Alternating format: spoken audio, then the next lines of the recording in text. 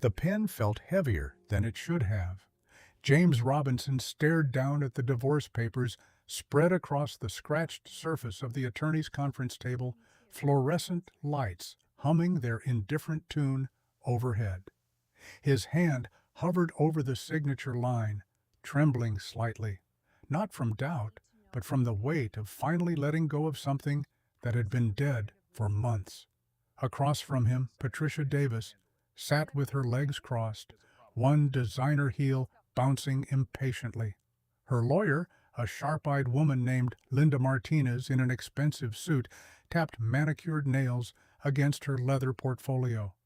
But it was Patricia's expression that James would remember most, that slight smirk playing at the corners of her mouth, the one she'd perfected over their 18 months of marriage whenever she was about to deliver a cutting remark. Are we going to sit here all day, or are you actually going to do it?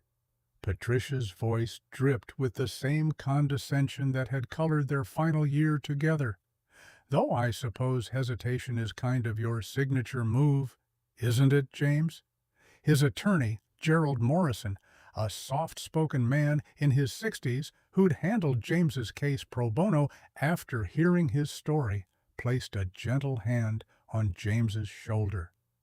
Take your time. This is your decision, your timeline. James picked up the pen. He'd spent months imagining this moment, wondering if he'd feel anger, grief, relief, or some combination of all three. Instead, what washed over him was something simpler: clarity. For the first time in years, he could see the path forward, even if he couldn't yet see where it led. The pen touched paper. His signature flowed in practiced loops. James Marcus Robinson. Linda Martinez swept the documents up immediately, as if afraid James might change his mind. "Well," she said crisply, "that's that. We'll file these this afternoon. You should receive your final decree in 6 to 8 weeks. Finally. Patricia stood, smoothing her skirt with practiced precision. She looked at James for a long moment, her eyes traveling from his worn Carhartt jacket to his work boots, still dusty from his morning shift at the factory. "You know what your problem always was, James? You never had any ambition. You were content being this." She gestured vaguely at him, her diamond bracelet catching the light. "I tried to help you become something more, but you can't polish a stone that refuses to shine." Gerald's hand tightened on James's shoulder, a silent warning to stay seated, stay silent. James had learned that lesson well over the past year. "I hope you find whatever it is you're looking for, Patricia." James said the words quietly, meaning them. "I really do." Patricia laughed. That particular laugh she reserved for moments when she thought someone had said something pathetically naive. "Still playing the martyr? Well, enjoy your little house and your little life, James. I'm sure it'll suit you perfectly." She swept out of the conference room, Linda Martinez trailing behind with the signed papers clutched to her chest like a trophy. The door clicked shut with an air of finality. James sat there for a long moment, staring at his empty hands. "You okay?" Gerald settled back into his chair. "I don't know yet." James admitted the truth. "Ask me in a year. For what it's worth." Gerald pulled off his reading glasses, polishing them with a cloth from his pocket. "I've been doing divorce law for 35 years. I've seen a lot of marriages end, and I've seen a lot of people walk away from them. What I just watched, the way you handled that with dignity instead of anger, that takes real strength, son. Don't let anyone tell you otherwise." James nodded, not trusting his voice. He stood, shook Gerald's hand, and walked out of that law office into the crisp October afternoon. The sky was that particular shade of gray that promised rain but hadn't yet delivered. Leaves skittered across the parking lot, caught in small whirlwinds between the cars. He sat in his truck for a while, a 10-year-old Ford F-150 with a cracked windshield and 180,000 miles on the odometer. It needed new brake pads and made a rattling sound over 40 miles per hour, but it ran, and it was paid for, and right now, those things felt like victories. His phone buzzed. A text from Sophie's school. Parent-teacher conference next week. Please call to schedule. Sophie, his 6-year-old daughter with Patricia's dark curls and, thankfully, his quiet temperament. The thought of her gap-toothed smile was what had gotten him through the worst days of the past year. She was the reason he'd endured the humiliation, the public mockery, the gradual erosion of his reputation in their small town. She was the reason he'd signed those papers without fighting for anything except equal custody. James started the truck and headed toward Riverside Elementary. He had 30 minutes before pickup, just enough time to grab coffee at the diner on Maple Street. The Bluebird Diner had been a fixture in Riverside for 40 years, the kind of place where the pie was homemade and the coffee was strong enough to strip paint. James slid into a booth by the window, the cracked vinyl seat familiar beneath him. He'd been coming here since high school, back when the biggest decision in his life had been whether to order the meatloaf or the chicken fried steak. "Coffee, hun?" Margie appeared with a pot in hand, her reading glasses perched on top of her gray curls. She'd been waiting tables at the Bluebird since before James was born. "Please," she poured, studying his face with the practiced eye of someone who'd served coffee to half the town's troubles over the decades. "You want to talk about it, or you want me to leave you alone?" "Alone would be good today, Margie." "But thank you." "You got it, sweetheart." She squeezed his shoulder and moved on to the next table. James wrapped his hands around the warm mug and stared out at Main Street. October in Riverside meant high school football, pumpkin patches, and the kind of small-town gossip that spread faster than wildfire. He could already imagine the conversations happening behind closed doors, in hair salons and grocery store checkout lines. "Did you hear? James Robinson finally signed those divorce papers. Well, can you blame Patricia for leaving him? He never amounted to much. I heard she's already dating that construction company owner from the city. Poor Sophie, growing up with a father like that." The coffee tasted bitter, but James drank it anyway. The bell above the diner door chimed, and James glanced up out of habit. He immediately regretted it. Michael Powell strode in, all 6'3" of him, expensive suit tailored to perfection, silver hair styled just so. He was Riverside's success story, made flesh, owner of Powell Construction, the largest employer in the county. And Patricia's new boyfriend, though James suspected that relationship had started well before the separation. Michael's eyes found James immediately. For a moment, James thought he might just walk past, pretend he hadn't noticed him. Instead, Michael changed direction and headed straight for his booth. "James." Michael's voice carried that particular tone of false friendliness that men use when they want witnesses to their magnanimity. "How are you holding up?" "I'm fine, Michael. Just having coffee. Mind if I join you for a minute?" Without waiting for an answer, Michael slid into the opposite seat. Up close, James could smell his cologne, something expensive and assertive.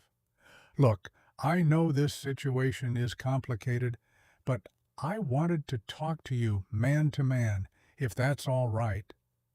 James set down his coffee cup carefully. "Go ahead. I want you to know that I have nothing but respect for you. You've been a good father to Sophie, and that matters to me. When Patricia and when we get to the point where we're thinking about the future, I want you to know that I'm not trying to replace you. I'm just trying to be there for them both." The words were right. They sounded reasonable, even generous. But there was something in Michael's eyes that didn't match his tone. Smugness, perhaps, or satisfaction at claiming what he considered a prize. Sophie has a father. James kept his voice quiet. She doesn't need another one. Of course, of course. Michael held up his hands in a gesture of peace. I'm not suggesting otherwise. I just think it's important that we establish some kind of understanding for Sophie's sake. Kids do better when the adults in their lives can get along. Is that what Patricia told you?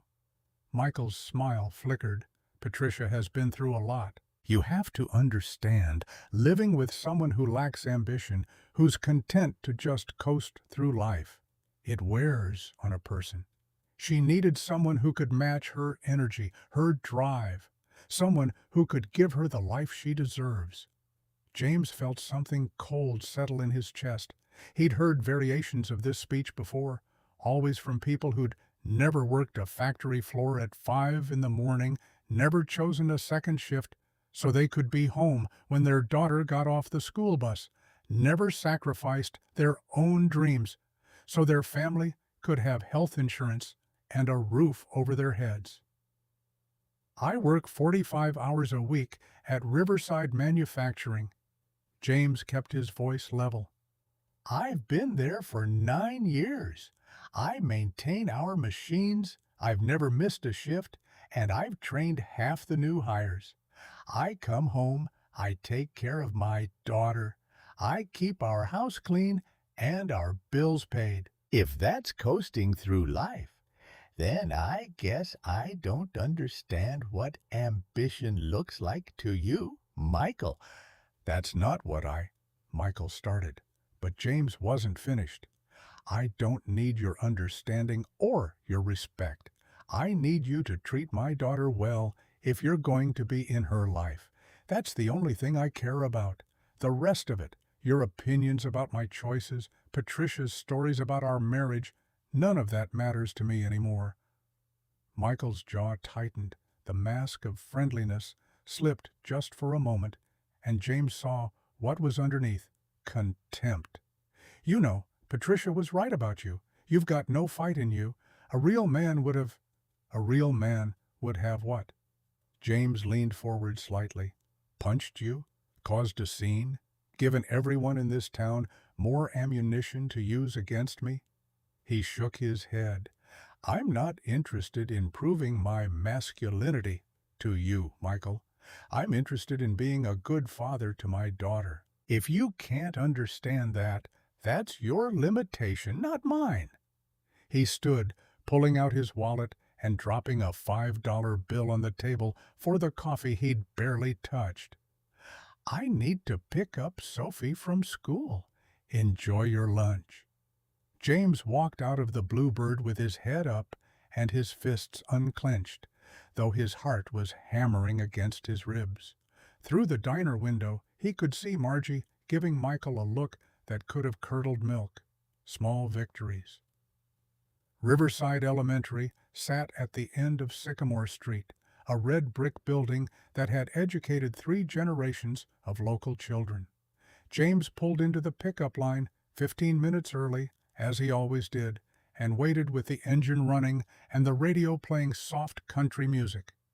Other parents arrived in their SUVs and sedans, most of them mothers in yoga pants or professional attire, hurrying from jobs or errands to collect their children. James recognized most of them. Riverside was small enough that everyone knew everyone, for better or worse. A few waved, most didn't. The dismissal bell rang, and within minutes, children poured out of the building like a flood of backpacks and noise. James scanned the crowd until he spotted her, Sophie, with her pink backpack and her untied shoelaces, talking animatedly to another girl as they walked toward the pickup area. His daughter, his light, his reason for every difficult choice he'd made. Sophie saw the truck and her face lit up. She said something to her friend, then ran toward him with the unself-conscious joy that only 6-year-olds possess. James got out to open the door for her, and she threw herself into his arms. Daddy, guess what happened today? What happened, sweetheart? He lifted her into the truck, making a mental note to remind her again about the shoelaces. We're doing a project about families, and I get to draw a picture of our house. Can we use the colored pencils when we get home? The good ones you got me for my birthday. Absolutely. James climbed back into the driver's seat, his heart feeling lighter than it had all day. Tell me more about this project. As Sophie chatted about her day, about the book her teacher had read, about the boy who'd brought a frog to school, about the spelling test she thought she'd aced, James drove the familiar route home, left on Sycamore, right on Oak, straight down Riverside Road until they reached the small yellow house with the white shutters that had been their sanctuary for the past 2 months. It wasn't much. 3 bedrooms, 1 bathroom, a kitchen with appliances from the 1990s, and a living room barely big enough for a couch and TV. The backyard was mostly dirt, and the garage door stuck when it rained. But this house was his. No one could take it from him, and more importantly, no one could make him feel small within its walls. "Can we make spaghetti for dinner?" Sophie asked as they pulled into the driveway. "With the meatballs?" "We can absolutely make spaghetti with meatballs." Daniel helped her out of the truck, noticing that her backpack seemed heavier than usual. "What have you got in here? Rocks?" "Library books. Mrs. Patterson let me check out 3 this time because I read all of last week's already." Inside, the house smelled like the lavender plugins James had bought at the dollar store. A small attempt to make the place feel like a home rather than just a house. Sophie dropped her backpack by the door, a habit he was still trying to break, and ran to the kitchen table to start on her homework. James hung up his jacket and stood in the doorway for a moment, watching her pull out worksheets and colored pencils with the same fierce concentration she brought to everything she loved. She was humming something under her breath, a song from one of those animated movies she watched on repeat. This was what mattered. Not Michael's condescension or Patricia's mockery or the town's whispered judgments. Just this, his daughter, safe and happy, humming while she worked on her homework in a house that smelled like lavender and felt like peace.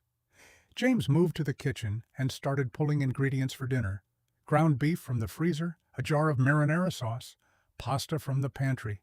Simple food, but Sophie loved it, and that was enough. "Daddy?" Sophie's voice drifted from the table.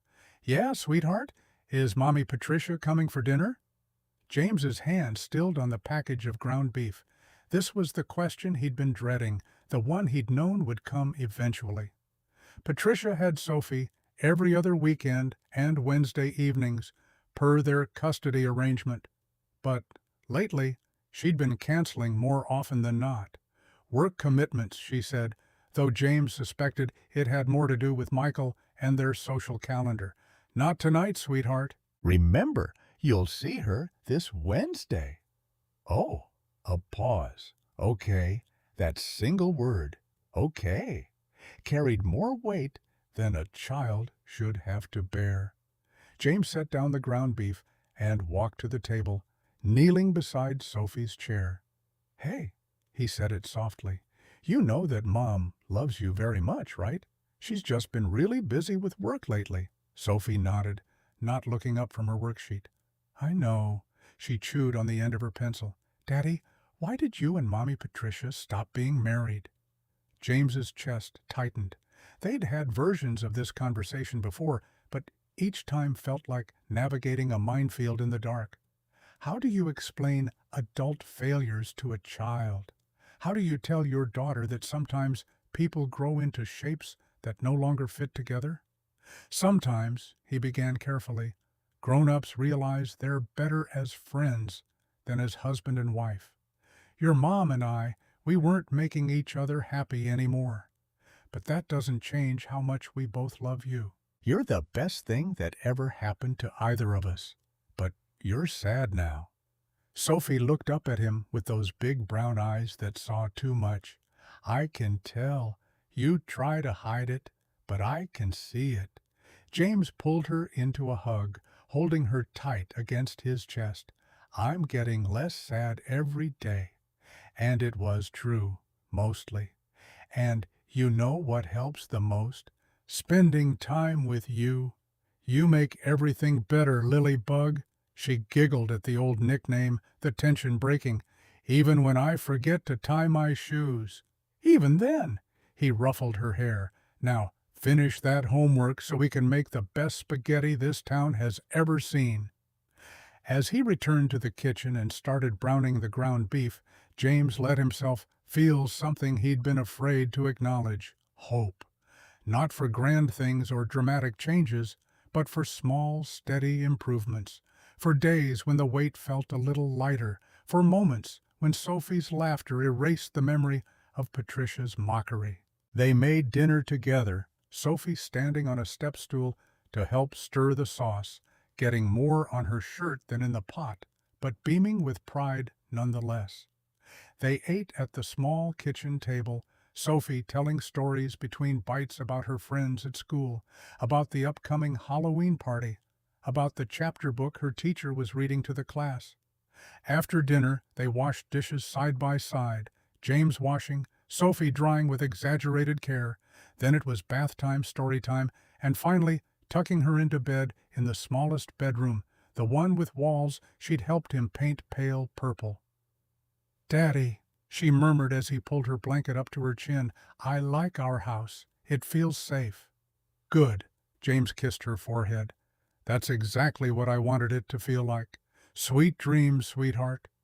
He left her door cracked open, the nightlight casting its soft glow, and walked to the living room. The house was quiet now, just the hum of the refrigerator and the distant sound of traffic on Riverside Road. James sank onto the second-hand couch and let out a long breath. The divorce was final. The papers were signed. Legally, it was over, but emotionally, that was going to take longer. His phone buzzed, a text from an unknown number. The message was brief. "This is Angela Davis, Patricia's sister. I know this is strange, but I need to talk to you in person if possible. Are you willing to meet me somewhere public?" James stared at the screen, his mind racing. Angela Davis, Patricia's younger sister. He'd probably exchanged fewer than 100 words with her over the 18 months he'd been married to Patricia, despite seeing her at countless family gatherings. She was the quiet one, the one who sat in corners with a book, the one who observed but rarely spoke. "Is everything okay?" he typed back. "Is Sophie all right?" The 3 dots appeared immediately. "Everyone's fine." "It's not that. This is about something else. Something I should have said a long time ago. Please, I wouldn't ask if it wasn't important." James considered. His first instinct was suspicion. Was this some kind of setup? Another way for Patricia to humiliate him? But Angela had never been cruel. She'd never been particularly warm either, but there had been moments over the years when he'd caught her watching him with something that looked like sympathy. During one particularly brutal Thanksgiving dinner, when Patricia had mocked him relentlessly in front of her family, Angela had quietly refilled his water glass and given him the smallest nod, as if to say, "I see this and it's not right." He'd appreciated it, even if it hadn't changed anything. "Okay," he typed carefully. "Where and when?" "Tomorrow. There's a park on Riverside Road, the one with the gazebo. Could we meet there around noon? I have a lunch break from work. I can do that." "Thank you, James. Really, I'll see you tomorrow." She hung up before he could ask any more questions. James sat in the dark living room, phone in hand, wondering what Patricia's sister could possibly need to tell him that required a clandestine meeting in a park. His first instinct remained suspicion, but something in Angela's message, the hesitation, the formality, the urgency, suggested this wasn't Patricia's doing. He thought about that Thanksgiving dinner 2 years ago.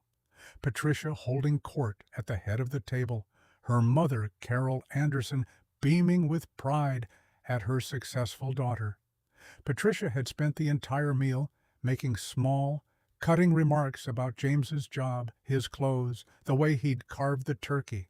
And through it all, Angela had sat at the far end of the table, barely speaking, watching everything with those quiet, observant eyes. Afterward, when James had retreated to the kitchen to help with dishes, anything to escape the dining room, Angela had appeared beside him with a stack of plates. "You don't have to do that," He'd said, "I know." She'd started rinsing the plates in silence. Then, so quietly, he'd almost missed it. "You handled that with a lot of grace." Before he could respond, she'd disappeared back into the dining room. Now, she wanted to talk about something she should have said a long time ago. James looked at the clock. 11:47 p.m. He should sleep. He had work in the morning, an early shift that started at 6. But his mind was spinning with possibilities, none of them good. Finally, he forced himself to stand, to turn off the TV he'd left playing, to check that all the doors were locked. He looked in on Sophie one more time, still sleeping soundly, her stuffed rabbit clutched in her arms, and then went to his own room. The bed felt too big, even though he'd bought a smaller one when he'd moved into this house. For 18 months, he'd shared a bed with Patricia.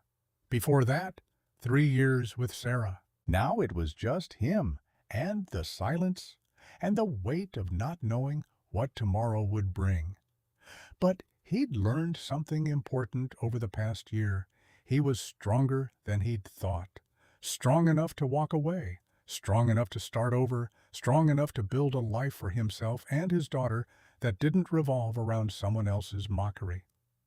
Whatever Angela wanted to tell him, he could handle it. He had to believe that. James closed his eyes and tried to sleep, tried not to think about the meeting tomorrow, tried not to wonder if this was the beginning of something new or just another chapter in the ending of what had been.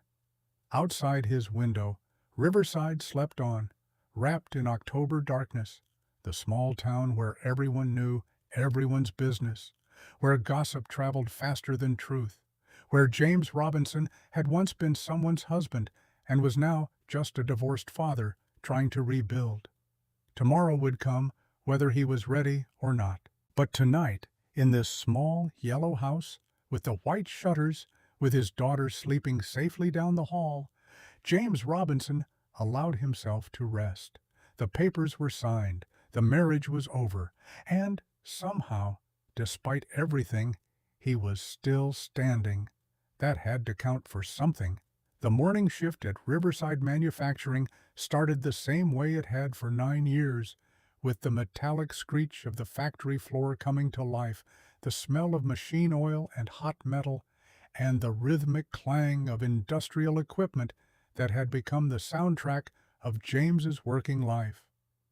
He clocked in at 5:58 a.m., 2 minutes early, as always, and headed to his station in the maintenance bay. Robinson, his supervisor, Tom Richter, waved him over before he could grab his toolbox. Tom was a broad-shouldered man in his 50s who'd worked at Riverside Manufacturing since the day it opened. "Got a situation with Press 7. Things been making a grinding noise since yesterday afternoon. Need you to take a look before the production line starts at 7. On it." James grabbed his diagnostic tablet and headed toward the far end of the floor where the massive hydraulic press sat silent and hulking in the pre-dawn light. Press 7 was one of the oldest machines in the facility, a temperamental beast that required more maintenance than all the others combined. But James knew its quirks, its sounds, its rhythms. He'd probably spent more time with Press 7 than he had with Patricia in the final months of their marriage. He started his diagnostic routine, checking fluid levels, examining hydraulic lines, listening to the sound the press made when he ran it through a test cycle. The grinding was subtle but distinct, something in the lower bearing assembly most likely. He'd need to order parts, which meant filling out requisition forms, which meant dealing with the procurement department, which meant at least a week before the press would be running at full capacity again. How bad is it? Tom appeared at his elbow, coffee in hand. Lower bearing. I can get it running at 70% capacity for now, but we need to order replacement parts. Should have it back to full operation within 10 days if procurement doesn't drag their feet. Tom nodded, unsurprised. Do what you can. Production's already breathing down my neck about quotas. James spent the next hour coaxing Press 7 back to operational status, his hands moving with the automatic precision that came from years of experience. This was what he was good at, understanding how things worked, how they broke, how to fix them. Machines made sense in a way that people often didn't. They didn't mock you or make you feel small. They just worked, or they didn't. And if they didn't, there was always a logical reason why. By the time his shift ended at 2 in the afternoon, James's back ached, and his hands were stained with grease that no amount of industrial soap could fully remove. He clocked out, waved to the afternoon shift coming in, and headed to his truck. He had 45 minutes before he needed to meet Angela at the park. Just enough time to go home, shower, and change into clothes that didn't smell like machine oil. The yellow house was quiet when he arrived. Sophie was still at school. Wouldn't be done until 3:15. James stood under the shower spray longer than necessary, letting the hot water work out the knots in his shoulders while his mind spun through possible reasons for Angela's call. Maybe she wanted to warn him about something. Maybe Patricia was planning to fight for full custody. Maybe Michael was pushing to adopt Sophie, trying to erase James from his daughter's life completely. The thoughts spiraled darker and darker until James forced himself to stop, to breathe, to remember that speculation was pointless. He'd know soon enough. At 11:50, James pulled into the gravel parking lot of Riverside Park. It was a modest green space along the river, a gazebo, some picnic tables, a playground that had seen better days. On weekends, it was usually full of families, but on a Tuesday afternoon in late October, it was nearly deserted. Angela's car was already there, a practical Honda sedan, silver and unremarkable. James could see her sitting on a bench near the gazebo, her posture rigid with tension. She wore dark jeans and a gray sweater, her brown hair pulled back in a ponytail. Even from a distance, she looked nothing like Patricia. Where Patricia was all sharp edges and calculated glamour, Angela was soft and unassuming, the kind of person who could disappear in a crowd without trying. She saw him approaching and stood, wrapping her arms around herself despite the mild temperature. James walked slowly, giving her time to change her mind if she wanted to. James! She attempted a smile that didn't quite reach her eyes. Thank you for coming. I know this must seem strange. It's okay. He gestured to the bench. Should we sit? They sat at opposite ends of the bench, the space between them careful and deliberate. For a long moment, Angela just stared out at the river, watching the water flow past with single-minded determination. James waited. He'd learned patience the hard way. I don't know how to start this. Angela's voice was quieter than he remembered, almost fragile. I've been rehearsing what to say for weeks, but now that you're here, it all sounds inadequate. Just say it. James kept his tone gentle. Whatever it is. Angela turned to face him, and James was startled to see tears in her eyes. I owe you an apology, a massive one, for years of silence when I should have spoken up, for standing by while my sister, she stopped, swallowed hard, while Patricia treated you the way she did. I saw it, James, all of it, and I said nothing. James felt something shift in his chest. Of all the things he'd imagined she might say, this hadn't been on the list. The family gatherings. Angela's words came faster now, as if she'd uncorked something she'd been holding back too long. Thanksgiving dinners where she'd make those little comments about your job, about your clothes, about how you'd never amount to anything. Christmas parties where she'd flirt with other men right in front of you and then mock you for not reacting. That awful Easter when she told everyone you couldn't even put together Sophie's bike without help. Angela, you don't... Please let me finish. She wiped at her eyes with the back of her hand. I watched you take it. Year after year, you just took it. You'd smile politely and change the subject, or you'd go help in the kitchen, or you'd spend time with Sophie and pretend you hadn't heard what Patricia just said about you. And I admired that, honestly, your restraint, your dignity, but I also hated myself for not defending you. James didn't know what to say. He'd assumed his humiliation had been his burden alone, something he endured in isolation. The idea that someone had witnessed it, had recognized it for what it was, felt both validating and devastating. Why didn't you? The question came out quieter than he'd intended. Say something, I mean, Angela laughed, but it was a bitter sound, because I'm a coward, because Patricia has always been the strong one in our family, the successful one, the one everyone admires, and I've always been the quiet little sister who never rocks the boat. Our mother raised us to present a united front, to never air family business in public, to protect the family reputation above all else. She turned to look at him fully. But what I realized, what I should have realized years ago, is that protecting Patricia's reputation meant being complicit in her cruelty.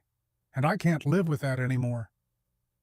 A jogger passed by on the river path, earbuds in, oblivious to their conversation. James watched him disappear around the bend before responding. What changed? He asked the question, knowing the answer mattered more than he could articulate. The divorce.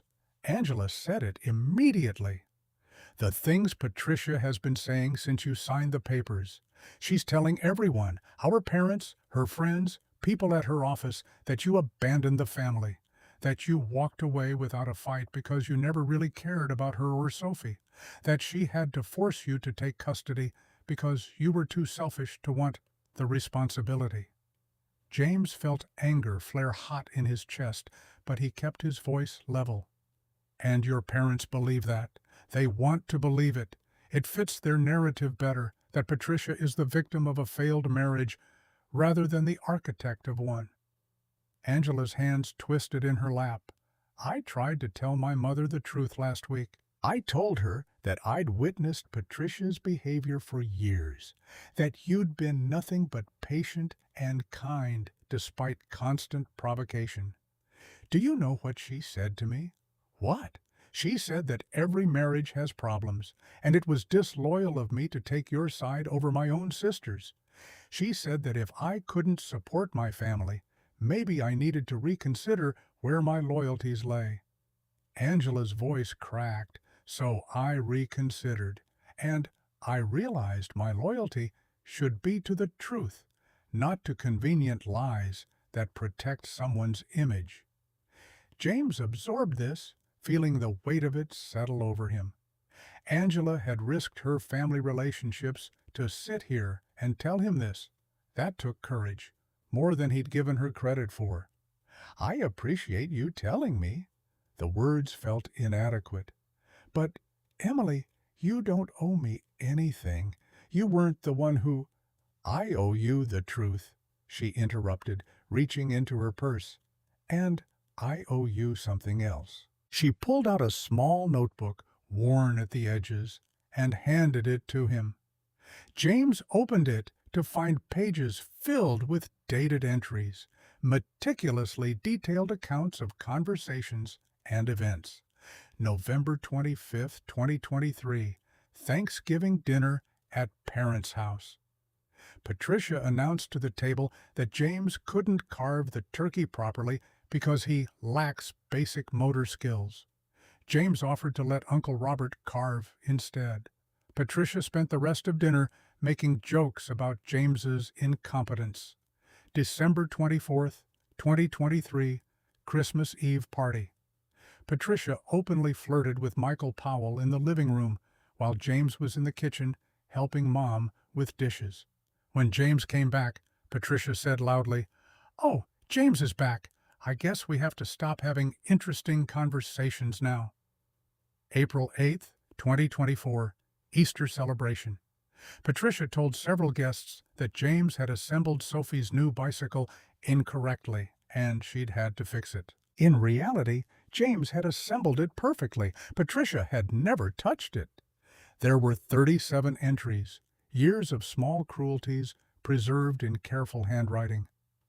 "I can't look at this." James handed the notebook back, his hands shaking slightly. "I lived through it once. I don't need to relive it.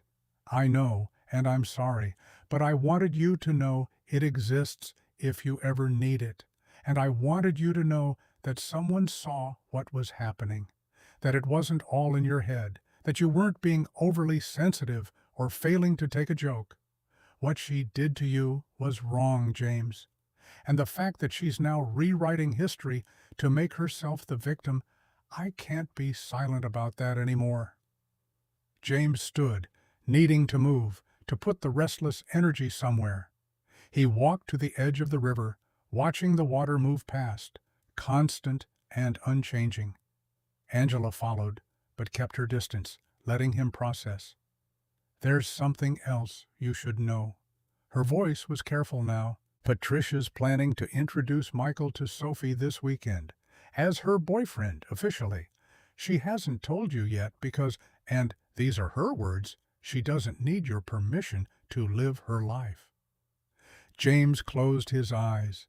He'd known this was coming, had been preparing himself for it, but knowing and experiencing were different things.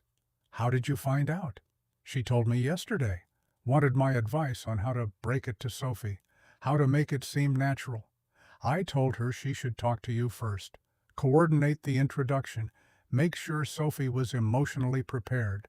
She laughed at me, said you'd had your chance to be part of the family decision-making process, and you'd given that up when you signed the divorce papers. She's right. James surprised himself with how calm he sounded. "I'm not her husband anymore. I don't get a say in who she dates or how she lives her life. My only concern is Sophie, and that's exactly why I'm telling you." Angela's face was pale. Because Patricia isn't thinking about Sophie. She's thinking about herself, about her new relationship, about the image she wants to project. "And I'm worried that Sophie is going to get caught in the middle of whatever game Patricia's playing." James turned to face her. "What do you want from me, Angela? What am I supposed to do with this information?" "I don't know." She admitted it freely. "I just thought you should know what you're dealing with." A pause. Then she continued in a rush. "And I thought you should know that not everyone in Patricia's family believes the lies she's spreading. That at least one person sees you for who you really are. A good man who's been treated unfairly. That has to count for something, right?" It did count for something, more than Angela probably realized. For months, James had felt isolated, surrounded by a town that had accepted Patricia's narrative without question. To have someone, anyone, acknowledge the truth felt like surfacing after being held underwater. "Thank you," he said it simply, "for telling me, for seeing, for having the courage to say something." Angela nodded, wiping at her eyes again. "I should go. My lunch break is almost over. But James, if you ever need someone to verify the truth about what happened, if Patricia tries to use her lies against you in any official capacity, I'll speak up. I promise you that. That could cost you your relationship with your family." "I know." She gave him a sad smile. "But I've realized something. A relationship built on requiring me to be silent about abuse isn't a relationship worth preserving. I'm done protecting people who don't deserve protection." They walked back to the parking lot together, the weight of the conversation settling between them. At her car, Angela paused with her hand on the door handle. "James, one more thing. Patricia used to say that you never fought back because you were weak." But I think she was wrong. I think you never fought back because you were strong enough not to. "There's a difference, and I hope you know that." Before he could respond, she got in her car and drove away, leaving James standing in the gravel parking lot with more questions than answers. He sat in his truck for a long time, processing everything Angela had told him. The documentation of his humiliation, Patricia's plans to introduce Michael to Sophie, the family's unified front against the truth, Angela's defection from that front. His phone alarm chimed. 2:45. Time to get Sophie from school. James started the truck and headed toward Riverside Elementary, trying to push the conversation with Angela out of his mind. He needed to be present for Sophie, to be the stable, cheerful father she deserved, not the man churning with anger and old wounds. But as he pulled into the school pickup line, he couldn't stop thinking about Angela's words. Someone saw what was happening. You weren't being overly sensitive. What she did to you was wrong. Validation was a strange thing. He hadn't realized how much he'd needed it until he'd received it. Sophie bounded out of school with her usual enthusiasm, regaling him with stories about gym class and a substitute teacher who'd let them have extra recess. James listened and responded and did all the things a good father should do, but part of his mind was still at the park with Angela, still processing the implications of what she'd revealed. At home, they went through their usual routine: homework at the kitchen table, Sophie's careful handwriting, filling in worksheets while James started preparing dinner. But when his phone rang and Patricia's name appeared on the screen, his stomach tightened. "Lily, sweetheart, I need to take this call. Keep working on your math, okay?" He walked into his bedroom and closed the door before answering. "Hello, Patricia. We need to talk." Her voice was clipped, professional. The voice she used at her job as a pharmaceutical sales rep, the one that brooked no argument. "This weekend is my custody time, and I want to let you know that someone special will be joining us for dinner on Saturday night. Michael." It wasn't a question. A pause. "Yes, Michael and I have been seeing each other for several months now, and I think it's time Sophie met him in a more formal capacity. We're having dinner at the Riverside Inn at 6. I'll pick Sophie up at 5:30. Don't you think we should talk about this first?" James kept his voice carefully neutral. "Prepare Sophie for meeting your boyfriend? Prepare her how? By making it into a big, dramatic event? Children are resilient, James. They adapt. And frankly, I don't need your input on my parenting decisions during my custody time. This isn't about your custody time. This is about our daughter's emotional well-being. She's 6 years old, Patricia. Our divorce is still fresh for her." Introducing a new person, a man who might become a permanent fixture in her life. That's significant. It deserves more thought than a phone call 2 days in advance. Are you telling me what I can and can't do? I'm asking you to consider Sophie's feelings. That's all. Patricia's laugh was sharp. That's rich, coming from you. You're the one who walked away from our family, remember? You're the one who chose to break up our home. And now you want to lecture me about Sophie's feelings? James closed his eyes, counted to 5, opened them again. I'm not going to argue with you about the past, but I'm going to ask you one more time to think about how this introduction might affect Sophie. Could you and Michael meet with me first, so I can understand his intentions, so we can present a united front to Sophie? A united front? Patricia's voice dripped with disdain. We're not united, James. We're divorced. You don't get to have a say in my life anymore. Michael is important to me, And Sophie will meet him this weekend. That's final. Then at least let me talk to Sophie first. Let me help her understand. You'll do no such thing. You'll drop her off on Friday evening as scheduled, and you'll keep your opinions about my relationship to yourself. If you try to poison her against Michael, I swear I'll file a motion with the court. Patricia, I have another call coming in. We're done here. She hung up. James stood in his bedroom, phone in hand, pulse pounding in his ears. This was classic Patricia, making unilateral decisions and framing any objection as an attempt to control her. But this wasn't about control. This was about their daughter. He wanted to call her back, to make her listen, to make her understand that Sophie wasn't a pawn in whatever game she was playing with Michael. But he knew from experience that pushing Patricia only made her dig in harder. She thrived on conflict, on making him look unreasonable. So instead, he took a deep breath, put his phone on the dresser, and went back to the kitchen, where Sophie was still working on her homework. "Everything okay, Daddy?" She looked up at him with those perceptive brown eyes. "Everything's fine, sweetheart. How's the math coming?" She made a face. "Word problems are hard. Want me to help?" They spent the next 30 minutes working through multiplication word problems together, Sophie's frustration gradually giving way to understanding. This was what mattered, not Patricia's phone calls, or Michael's introduction, or the town's gossip.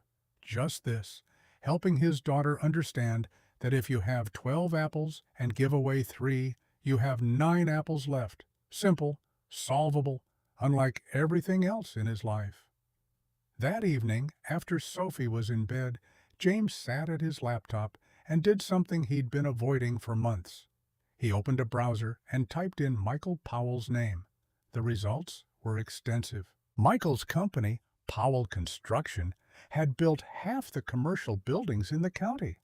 There were photos of him at ribbon-cutting ceremonies, charity galas, groundbreaking events.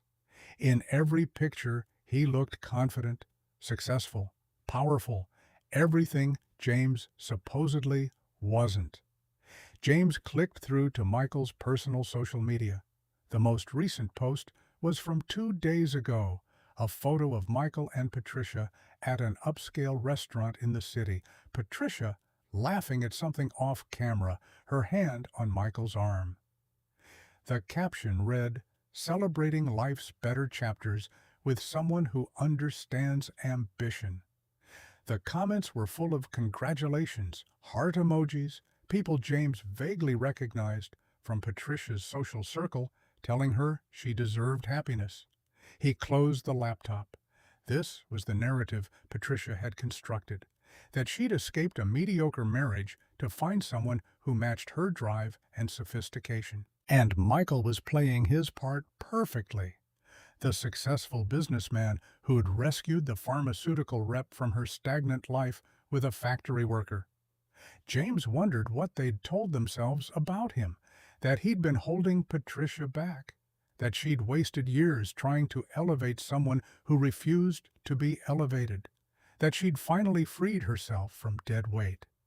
The anger he'd been suppressing all day finally broke through. He wanted to call Patricia back, to tell her exactly what he thought of her revisionist history. He wanted to confront Michael, to ask him how it felt to be with someone who'd built her confidence by destroying someone else's. He wanted to post his own version of events online, to let everyone know the truth. But what would that accomplish? It would make him look bitter. It would give Patricia ammunition to claim he was harassing her. It would drag Sophie into a public conflict she didn't deserve. So instead, James did what he'd learned to do best. He absorbed it. He let the anger burn through him without acting on it. He reminded himself that responding to cruelty with dignity was its own form of strength, even when it felt like weakness. His phone buzzed. A text from Angela. "I know today was hard. I'm sorry for adding to your burden. But I meant what I said. If you ever need someone to verify the truth, I'm here." James stared at the message for a long time before responding. Thank you. That means more than you know. 3 dots appeared, disappeared, appeared again. Patricia called me tonight, told me I was being disloyal, said I had to choose between her and maintaining a relationship with you. And what did you say? I told her there was nothing to maintain with you. We barely know each other. But I also told her that I wouldn't lie for her anymore. She hung up on me. James could picture it. Patricia's fury at being contradicted. Her certainty that everyone should fall in line with her version of events. Angela's quiet defiance must have been incomprehensible to her. I'm sorry you're caught in the middle of this. I'm not in the middle. I chose a side. The side that tells the truth. A pause, then. My parents want to have a family meeting this weekend to discuss my behavior. Should be fun. You don't have to do this. You don't have to sacrifice your family for me. I'm not sacrificing my family for you. I'm sacrificing my family's illusions for my own integrity. There's a difference. James didn't know what to say to that. Angela's courage shamed him a little. She was risking her entire support system while he'd spent years quietly enduring just to keep the peace. Get some rest. And Angela, whatever happens this weekend with Sophie and Michael, you're a good father. Don't let anyone make you doubt that. The conversation ended there. James sat in his quiet house, surrounded by the evidence of the life he'd rebuilt. Second-hand furniture, Sophie's artwork on the refrigerator, the lingering smell of the spaghetti they'd made for dinner. It wasn't much, but it was honest. It was real, unlike the narrative Patricia was selling to the world. James stood, checked the locks on the doors one more time, and went to bed. Tomorrow, he'd wake up at 5, go to work, come home to Sophie, and continue building the life they deserved. And on Friday, he'd hand his daughter over to Patricia for the weekend, knowing that Michael would be there, knowing that Sophie would be confused and possibly hurt, knowing that he couldn't protect her from every difficult moment, but he could be there when she came back. He could listen without judgment. He could provide the stability that Patricia's chaos never would. As he drifted toward sleep, James thought about Angela's words. You never fought back because you were strong enough not to. Maybe she was right. Maybe strength looked like this: quiet endurance, strategic silence, choosing battles worth fighting. Maybe strength was letting go of the need to be understood by people who'd already decided not to understand you. Maybe strength was simply getting up tomorrow and doing it all again. Friday arrived with the weight of inevitability. James had spent the week preparing himself for the moment he'd have to hand Sophie over to Patricia, knowing that Michael would be entering his daughter's life in a way that felt both premature and permanent. He'd rehearsed staying calm, keeping his face neutral, not letting Sophie see the knot of anxiety that had taken up residence in his chest. At work, Tom had noticed his distraction. During their lunch break in the maintenance bay, the older man had set down his sandwich and looked at James with the kind of direct concern that came from decades of reading people. You've been quiet all week. Want to talk about it? James had shaken his head. Just personal stuff. I'll work through it. That ex-wife of yours giving you trouble again? Something like that. Tom had nodded slowly, understanding in his weathered face. My ex put me through hell for 3 years after our divorce. Used our kids as weapons. Turned every pickup and drop-off into a battlefield. You know what finally changed things? What? I stopped reacting. Stopped giving her the satisfaction of seeing me angry or hurt. Just stayed steady, stayed present for my kids. And eventually, she got bored with the game. Tom had clapped him on the shoulder. Not saying it's easy, but sometimes the best revenge is just being the better parent. Now, standing in his living room at 5:15 on Friday evening, James tried to hold on to that advice. Sophie's overnight bag sat by the door, packed with her favorite pajamas, her stuffed rabbit, the chapter book she was reading, and enough clothes for 2 days. She was in her room changing into the outfit Patricia had texted instructions about that morning, the blue dress with the white collar, the one Patricia had bought her last month. Daddy. Sophie appeared in the doorway, struggling with the zipper on the back of her dress. Can you help? James knelt and carefully zipped up the dress, his hand steadier than he felt. There you go, sweetheart. You look beautiful. Do I have to wear this dress? It's kind of itchy. Your mom picked it out special, just for tonight. Sophie's face fell slightly. Is tonight special? Is something happening? This was the moment.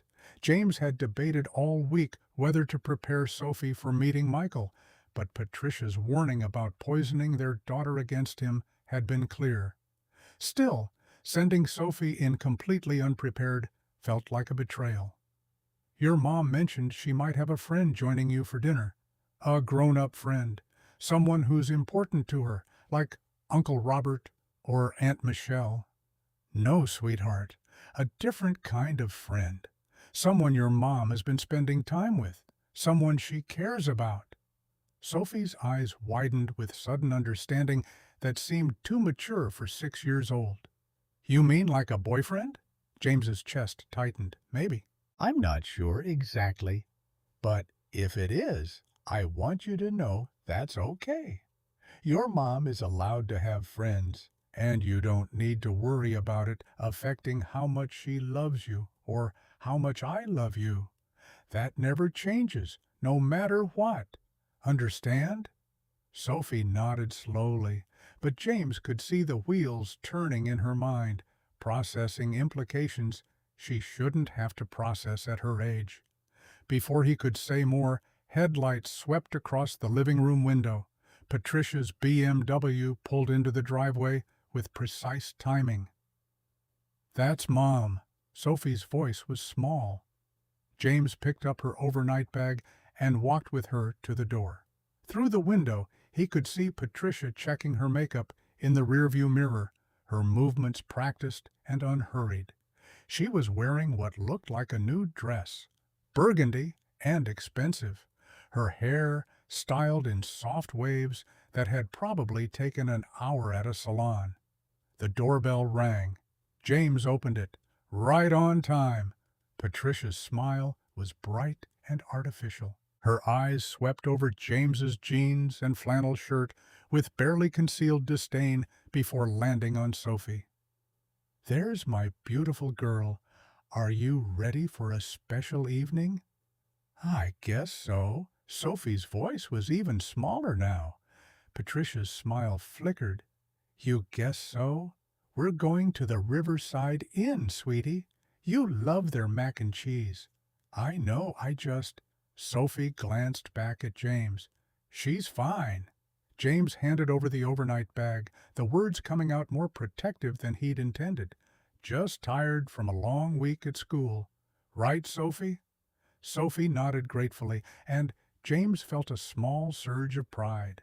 They'd gotten good at this silent communication, at reading each other's needs without words.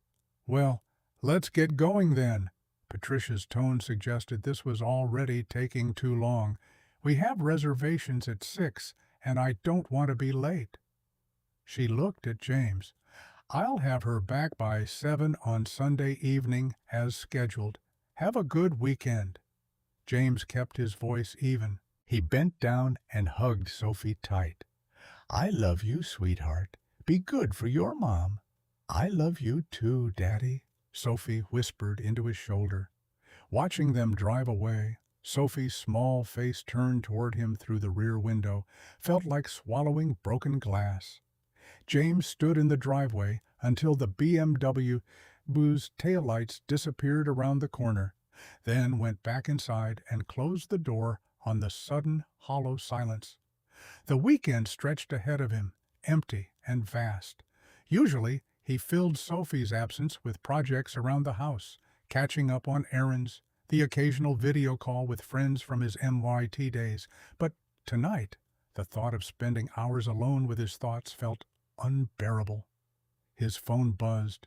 A text from Angela. "Thinking of you tonight. I know this is hard." James stared at the message, surprised by the warmth it generated. Over the past week, he and Angela had exchanged several texts. Nothing deep, just brief check-ins, the kind of casual conversation that felt oddly comforting, coming from someone who understood the context of his situation. "Thanks, just dropped her off, trying not to imagine how the dinner is going." 3 dots appeared. "For what it's worth, I talked to Michael yesterday. He called to ask my advice about meeting Sophie." James's pulse quickened. "And he seems genuinely interested in making a good impression. Asked what she likes, what might make her comfortable. He's not a bad person, James, just maybe not as aware as he should be about the complexities of the situation. Did he ask about me?" A long pause. "He did. He wanted to know if you'd be hostile to the idea of him being in Sophie's life. I told him the truth, that you're a devoted father who will always put Sophie's well-being first, but that he shouldn't mistake your restraint for approval." James smiled, despite himself. How'd he take that? He was quiet for a while, then he said he respected that. "I think he knows the situation is more complicated than Patricia's made it sound. Thanks for being honest with him. Always. Then, I know this is probably inappropriate timing, but I'm at Riverside Park, the gazebo. If you want company, I'm here. No pressure." James looked around his empty house. He could stay here, let the silence press in on him, spend the evening alternating between worry and resentment. Or he could take Angela up on her offer, spend time with someone who didn't require him to perform or pretend. 20 minutes later, he was pulling into the park's gravel lot.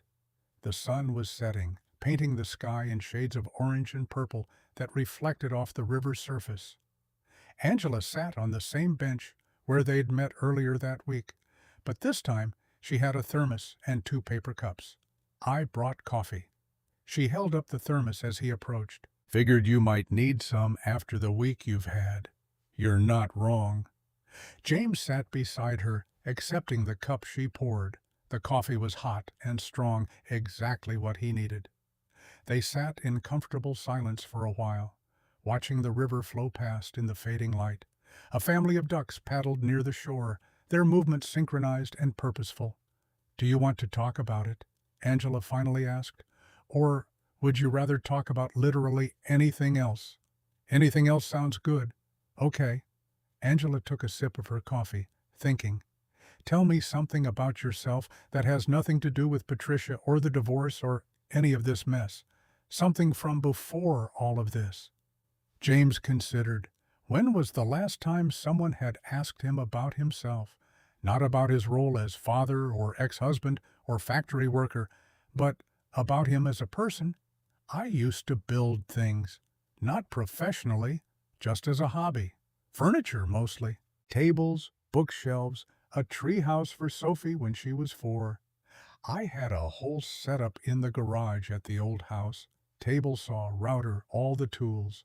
It was how I relaxed, you know, taking raw wood and shaping it into something useful, something that would last. Used to." Angela's question was gentle. Patricia hated the mess, said it cluttered up the garage, made the house look trashy from the street. She wanted me to convert the garage into a home gym instead. So I sold the equipment, cleaned everything out, and helped her install the elliptical machine and weight rack that she used maybe 5 times.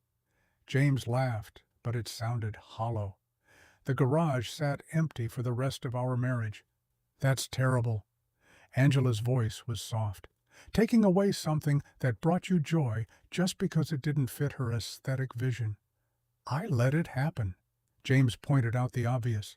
"I could have said no, could have found a compromise. But it was easier to just give in than to deal with weeks of passive-aggressive comments about my priorities. Angela was quiet for a moment. "Can I tell you something about growing up with Patricia?" "Sure." "Our mother raised us both to believe that a woman's worth came from her ability to manage her image. How she looked, who she married, what kind of house she kept, how successful her children appeared. Everything was about presentation." Angela's hands wrapped around her coffee cup. Patricia internalized that completely. She learned early that controlling her environment, including the people in it, was how you maintain the perfect image, and anyone who didn't fit the image had to be reshaped or removed. And you? I rebelled by becoming invisible. If I couldn't meet the standards, I'd simply opt out of being judged.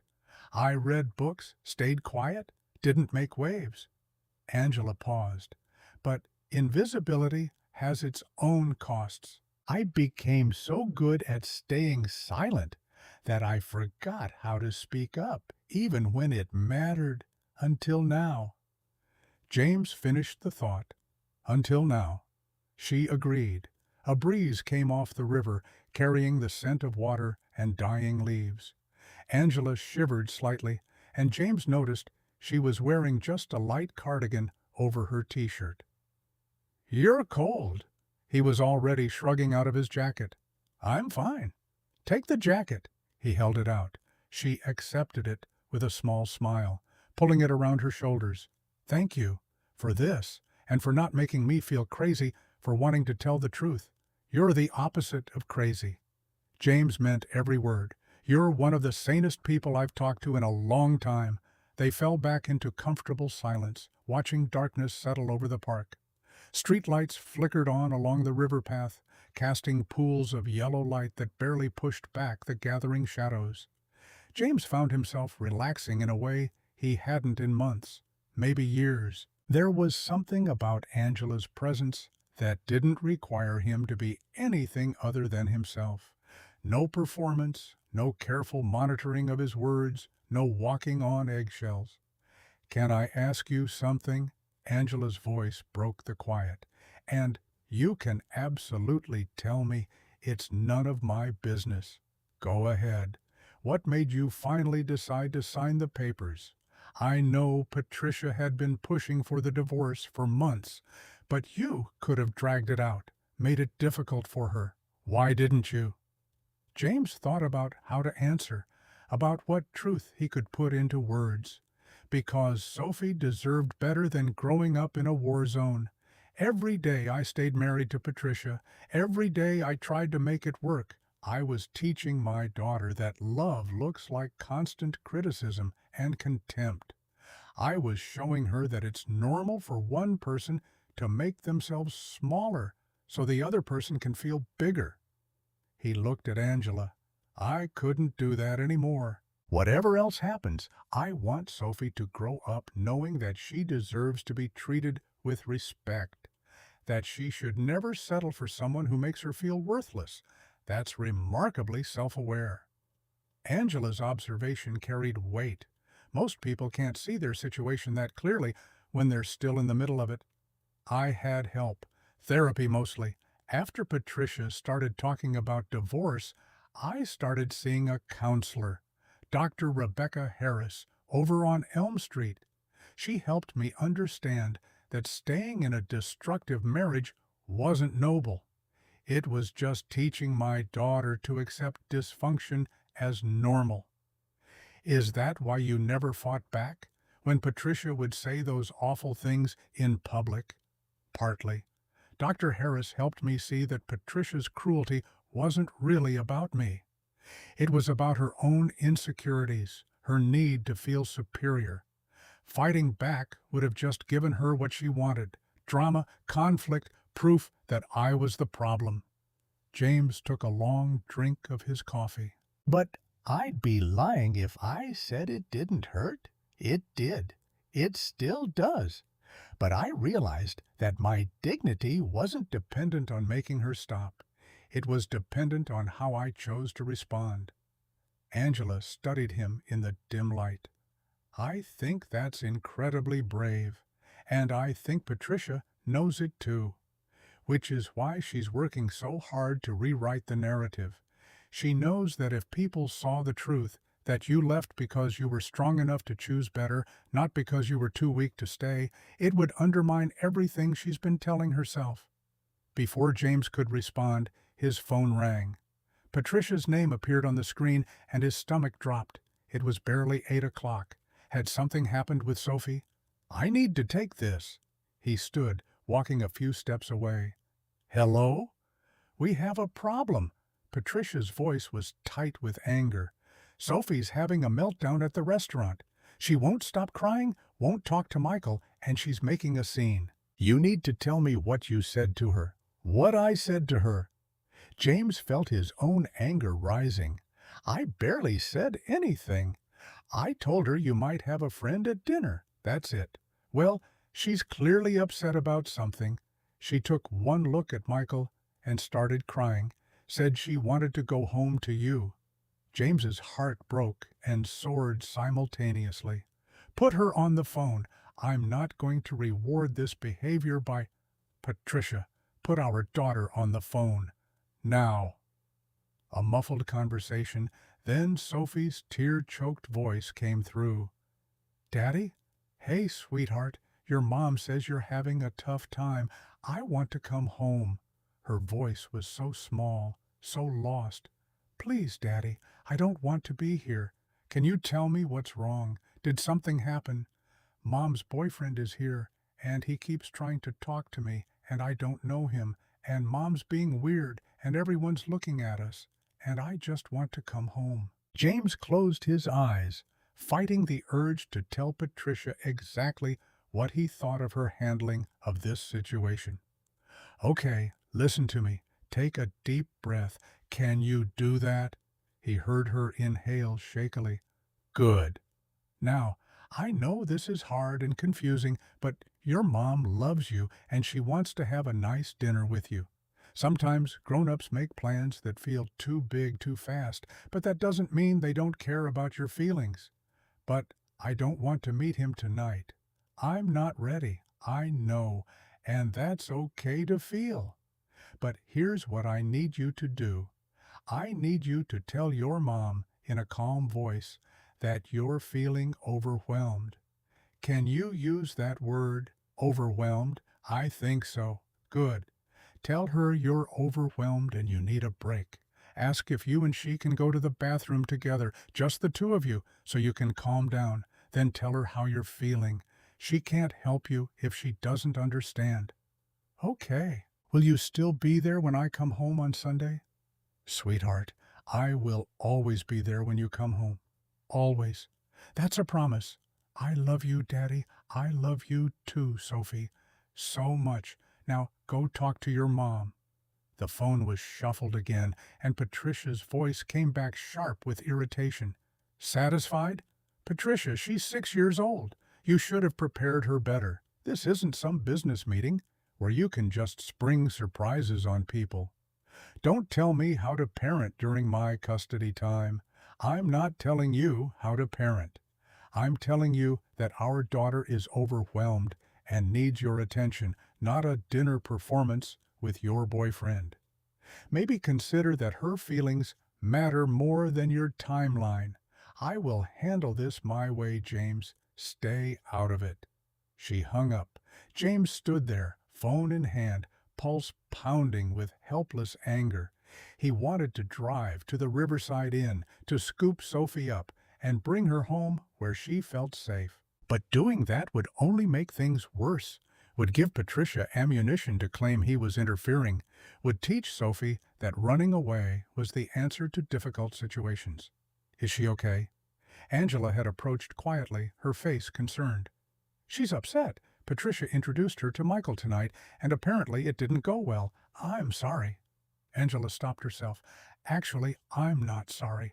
Patricia should have handled that better, should have eased Sophie into it, not dropped her into a formal dinner setting with a stranger. I told her that. She told me to stay out of it.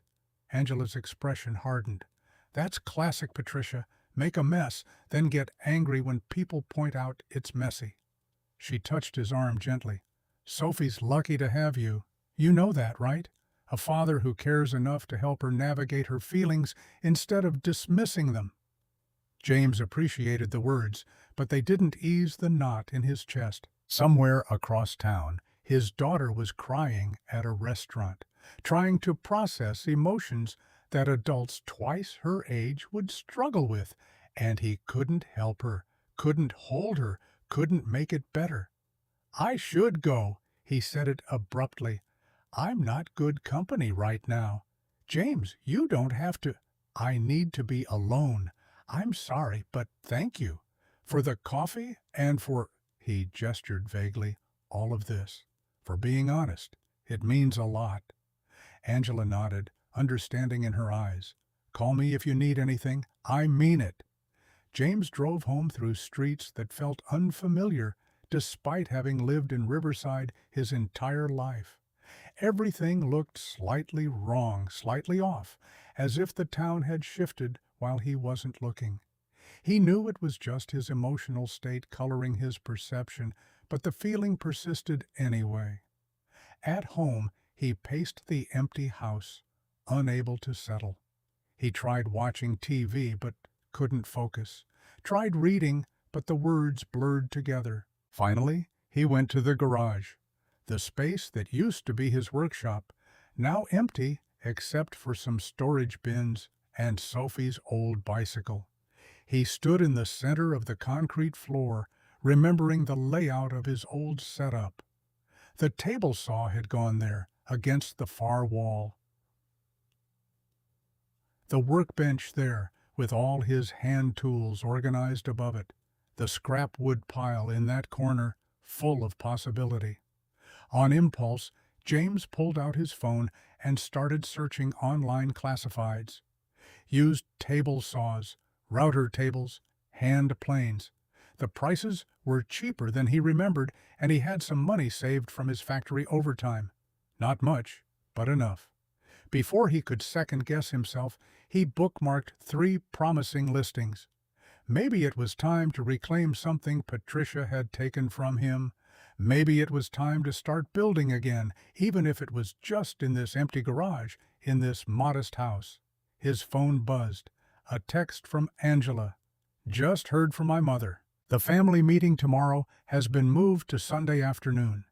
She wants me to reconsider my loyalties before it's too late. Should be interesting. You don't have to go. Yes, I do. If I don't show up, it proves Patricia's claim that I've completely abandoned the family. I need to make my case, even if they don't want to hear it. Do you want moral support? I could drive you there. Wait in the car. A long pause. That's sweet, but it would just make things worse. My mother would see it as proof that you've somehow corrupted me. But thank you for offering. Good luck then.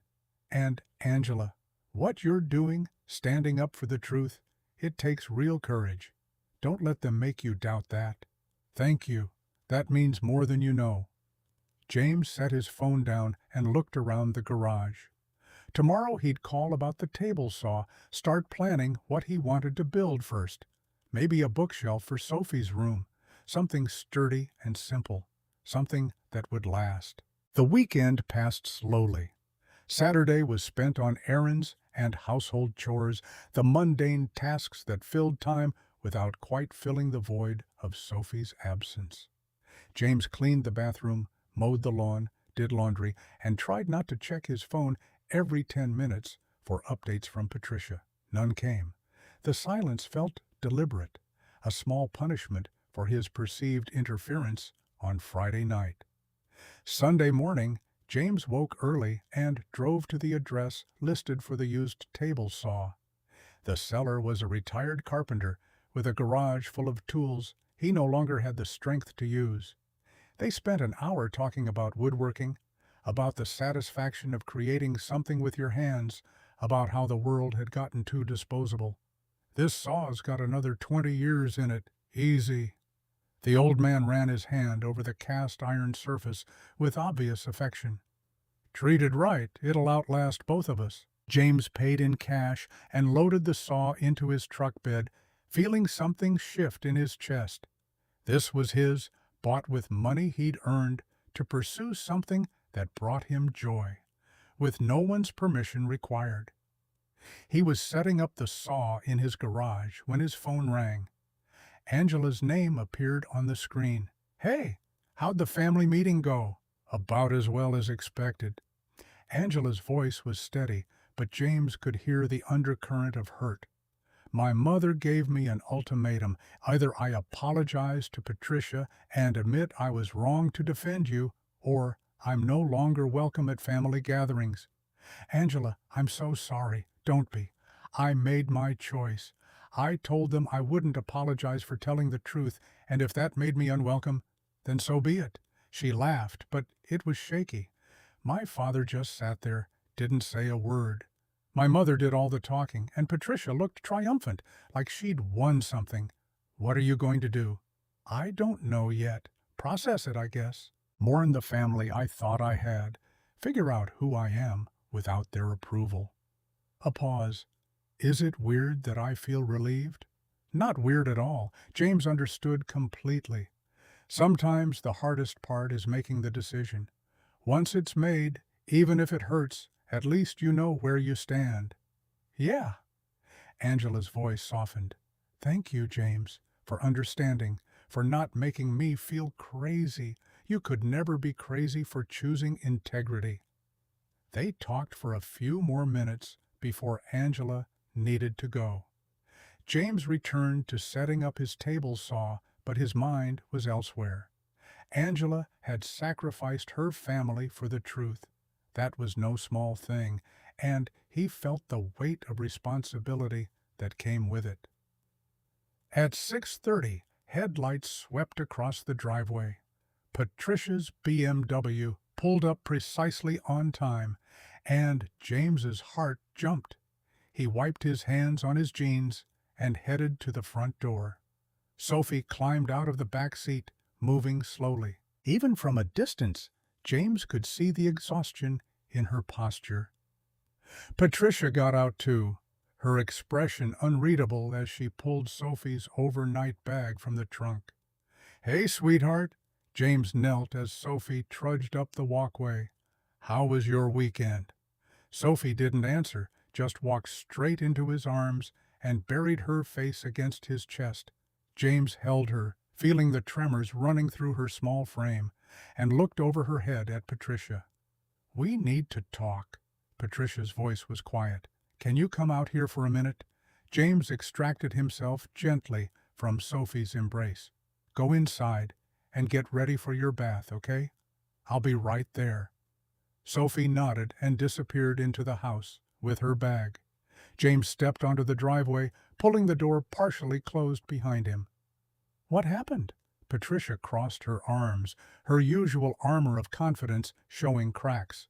"Friday was a disaster. You knew that already." "Saturday was better. I took her to the aquarium, just the two of us, and she seemed to relax.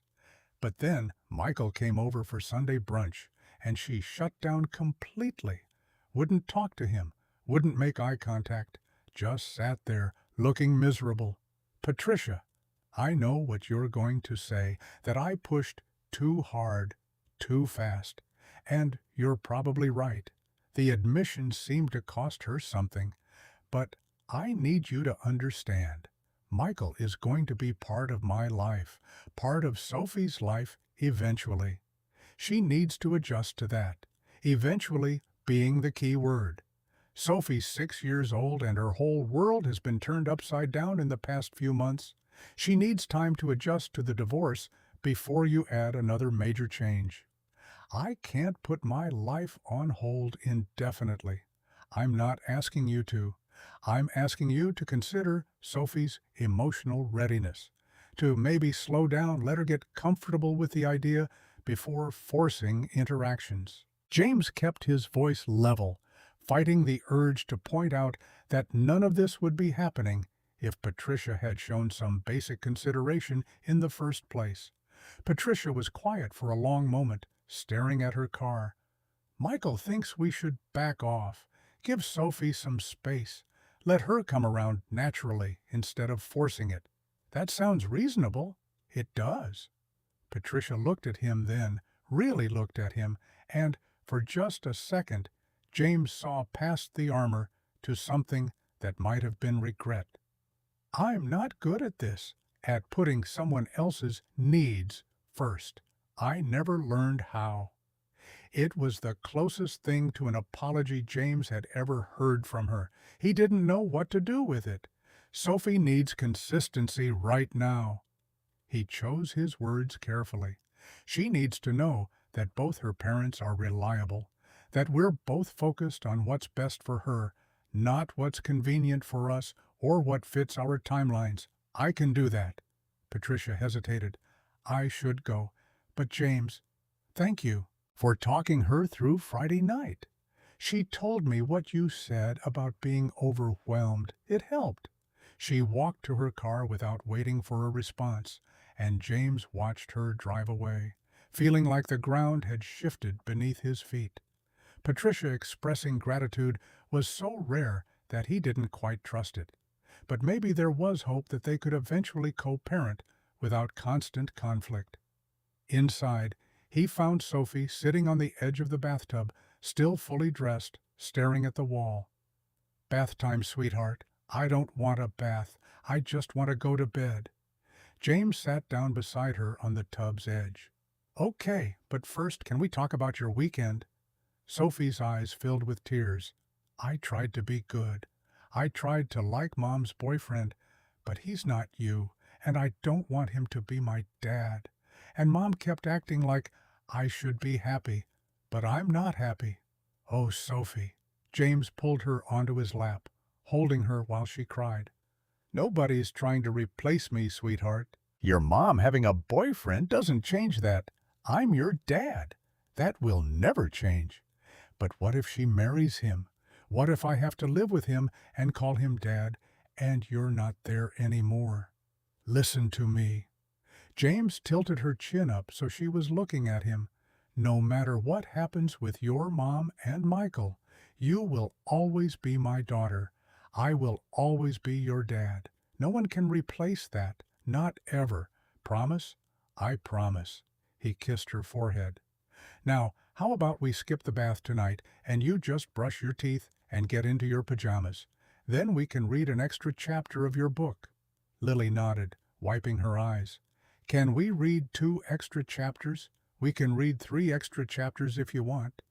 They went through their evening routine, and James read until Sophie fell asleep mid-sentence, her breathing evening out into the deep rhythm of exhausted slumber. He carefully marked their place in the book, turned off the light, except for her nightlight, and stood watching her sleep for a long moment. This was what he was fighting for. Not revenge against Patricia, not vindication in the eyes of the town, but this, Sophie's right to feel safe and loved and valued. Everything else was just noise. His phone buzzed softly, a text from Angela. How's Sophie? Exhausted, but home. Patricia actually admitted she moved too fast. That's progress, I guess. Small miracles. How are you holding up? Better than I expected. My mother called tonight, said there was still time to make things right if I was willing to be reasonable. I told her I'd consider myself reasonable when the family was willing to be honest. She hung up on me. I'm sorry. Don't be. I'm realizing that some relationships aren't worth preserving if they require you to compromise your integrity. That's something you've been trying to show me all along. James stared at that message, feeling the weight of connection forming between them. 2 people who'd found truth in each other's company, who'd chosen honesty over comfort. Want to get coffee this week? He typed before he could overthink it. Just as friends. People who understand what it's like to choose the harder path. The 3 dots appeared immediately. I'd like that. Wednesday? The Bluebird at noon? It's a date. Well, not a date, just coffee. I know what you meant. Then, James, thank you for being the kind of person worth standing up for. He didn't know how to respond to that, so he just sent back, same to you. That night, James lay in bed thinking about the strange shape his life had taken. 6 months ago, he'd been trapped in a marriage that was slowly eroding his sense of self. Now he was divorced, co-parenting, rebuilding his workshop, and somehow developing a friendship with his ex-wife's sister. A friendship that felt more genuine than most of his relationships in recent years. It wasn't the life he'd planned, but maybe, just maybe, it was the life he needed. And maybe, the thought came unbidden, it was the beginning of something that could become more, if he was brave enough to let it. Outside his window, Riverside slept on under a November sky.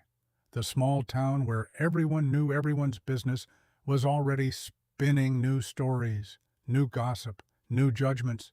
But inside this small yellow house with the white shutters, with his daughter sleeping safely down the hall and a table saw waiting in the garage, James Robinson felt something he hadn't felt in years, the possibility of building something new from the wreckage of what had been. The divorce was final.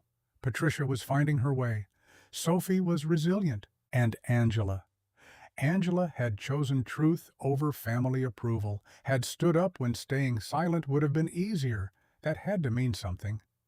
James closed his eyes and let sleep take him, knowing that Wednesday would come, that he'd sit across from Angela at the Bluebird, and maybe, finally, they'd stop pretending this was just about Patricia, or the divorce, or setting the record straight. Maybe they'd start admitting it was about two people who'd found each other in the rubble of someone else's cruelty, who'd discovered that sometimes the person who sees your worth isn't the one you married, but the one who had the courage to speak up when everyone else stayed silent. The papers were signed, the worst was over, and somehow, against all odds, James Robinson was still standing, stronger than before, clearer about what mattered, ready to build again. That had to count for everything.